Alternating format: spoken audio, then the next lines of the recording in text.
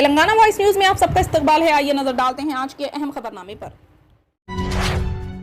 मजलिस इत्तेहादुल मुस्लिमीन के सदर व रुकने पार्लियामेंट असदुद्दीन ओवैसी ने सवाल किया कि हुक्मरान पार्टी नोटबंदी के दिन जश्न क्यों नहीं मना रही है। इन्होंने पीर को नोटबंदी से मुतालिक सुप्रीम कोर्ट के फैसले के तनाजुर में प्रेस कॉन्फ्रेंस के दौरान पूछे गए सवाल का जवाब देते हुए ये बात कही। इन्होंने बीजेपी को चैलेंज किया कि अगर इसे हकीकी कामयाबी समझा जाता है तो वो डेमोनेटाइजेशन डे मनाए। वाज़ेह है कि सुप्रीम कोर्ट की दस्तूरी बेंच में शामिल जजेस की अक्सरियत ने नोटबंदी के फैसले को दुरुस्त ठहराया, वहीं एक जज ने इससे इख्तिलाफ किया।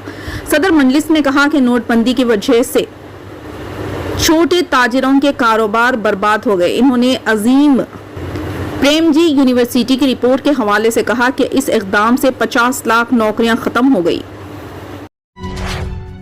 तेलंगाना के चीफ मिनिस्टर व कौमी सदर बीआरएस चंद्रशेखर राव ने टी चंद्रशेखर को आंध्र प्रदेश बीआरएस का सदर बनाने का ऐलान किया। इन्हें आंध्र प्रदेश में पार्टी को मजबूत करने के लिए काम करने का मशवरा दिया गया। इन्होंने उम्मीद जाहिर की कि एपी में भी बीआरएस को अच्छा रद्द-ए-अमल मिलेगा। इन्होंने कहा कि संक्रांति के बाद एपीबीआरएस का दफ्तर इनके दफ्तर से ज्यादा मसरूफ रहेगा।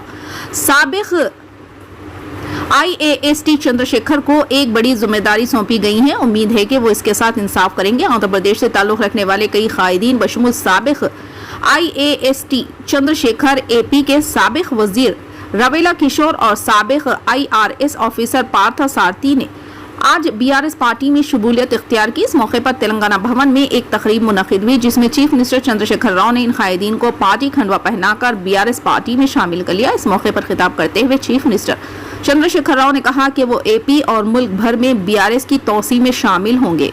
रावेला किशोर एक ऐसी शख्सियत है जो कांशीराम के नजरिए को अच्छी तरह समझते हैं। वे मुल्क में दलित ब्रदरी की जरूरियात को अच्छी तरह समझते हैं। इन्होंने वाज़ेह किया कि संक्रांति के बाद मुल्क की 7 से 8 रियासतों में बीआरएस की सरगर्मियां शुरू होंगी। मुल्क के 6 लाख देहातों में बीआरएस पार्टी कमेटियां बनाई जाएंगी। संक्रांति के बाद कमेटियों की तश्कील से मुतालिक सरगर्मियां शुरू की जाएंगी।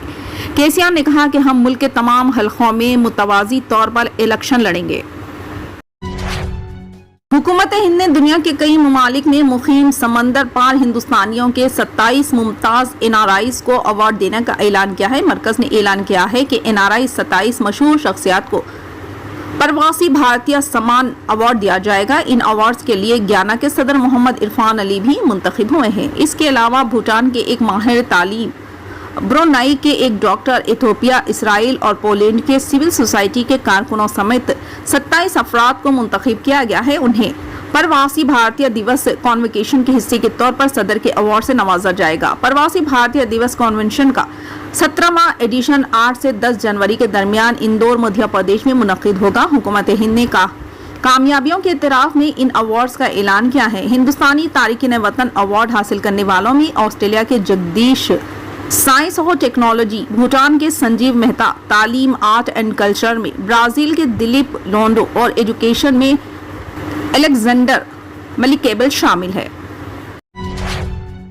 आम इंतखाबात 2024 में राहुल गांधी को वजीर आजम का उम्मीदवार बनाने की बहस के दरमियान शिवसेना उद्धव साहब ठाकरे के रहनुमा संजय रावत ने भी राहुल गांधी की उम्मीदवारी की हिमायत की है।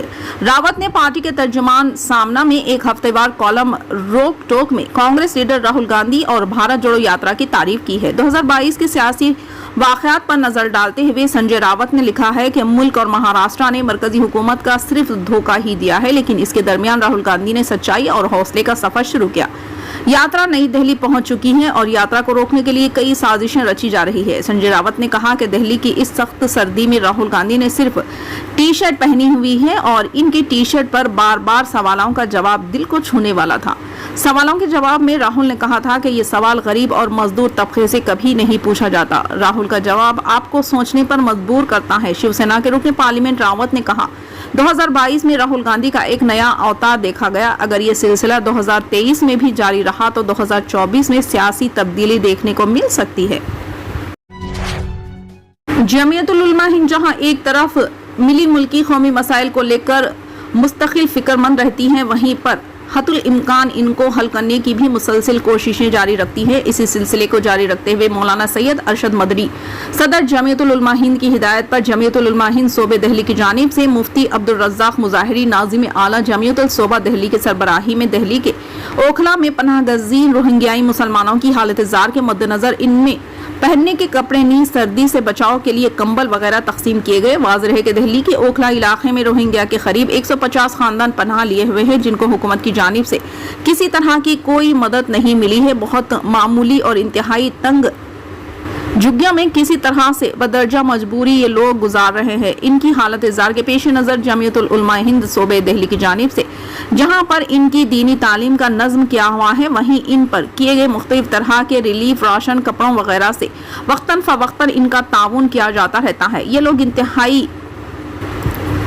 कसम परसी की हालत में जिंदगी गुजारने पर मजबूर है। इसलिए हुकूमत हिंद से भी हमारी अपील है कि इंसानी हमदर्दी और हुकूक इंसानी का ख्याल रखते हुए कोई मुस्तकिल ठिकाना वगैरह का इनके लिए इंतजाम किया जाए। इस मौके पर कारी मोहम्मद सादिक, कारी अब्दुल मन्नान वगैरह भी मौजूद थे।